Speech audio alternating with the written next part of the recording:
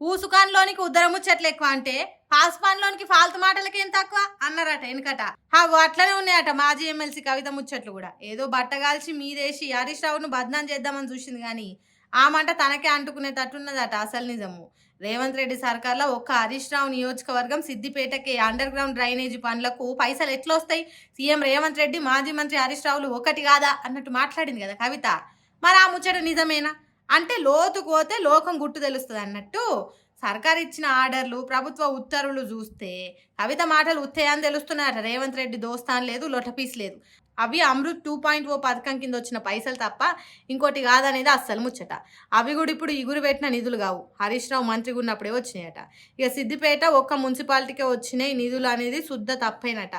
కావాలని కథలు అల్లి చెప్పుడు తప్ప ఇంకోటి కాదనేది తేలిందట.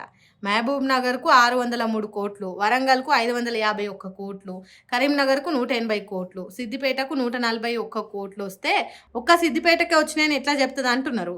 ఆ ముచ్చట సర్కార్ ఇచ్చిన ఆర్డర్లలో ఉంటుంది. కళ్ళు కడుక్కొని చూస్తే కవితకు అర్థమవుతుందని అంటున్నారు ఈ ముచ్చట తెలిసిన వాళ్ళు. ఇంకేమన్నా ఆ పైసలు రేవంత్ రెడ్డి సర్కారే ఇచ్చింది అన్నట్టు మాట్లాడింది కదా. కానీ 141 కోట్ల రూపాయలల్లా రాష్ట్ర సర్కార్ ఇచ్చింది ఉత్త 36 కోట్లేనట. అంటే ఎవరు ఇచ్చినట్టు ఎవరు తీసుకున్నట్టు. మరి ఇంత తెలిసిన సర్కార్ దగ్గర ఆర్డర్ కాపీలు ఉన్నా ఎందుకు ఇట్లా మాట్లాడింది కవిత అంటే, రేపు మున్సిపల్ ఎన్నికలు జరుగుతున్నాయి కదా, బీఆర్ఎస్ పార్టీ లీడర్లను బద్నాం చేస్తే కారు గుర్తు మీద కాకుండా చేయి గుర్తు పార్టీ మీద ఓట్లు వేయాలని కవిత కాంగ్రెస్ పార్టీ కోసం ఆరాట పడుతున్నదని అంటున్నారు. మరి అంతే కదా, ఎప్పుడో 2023లో జరిగిన ముచ్చట్లను ఇప్పుడే ముంగటేసుకున్నాడు ఏంది? ఇన్ని రోజులు కవితకు తెలియదు ఈ ముచ్చట, తెలిసిన దాచిపెట్టిందా? ఇన్ని రోజులు ఆగి ఇప్పుడు ఎందుకు ముంగటేసుకున్నదంటే కవిత రాజకీయం అర్థమైతేనే ఉన్నదన్నట్టు మాట్లాడుకుంటారు తెలంగాణ పబ్లిక్.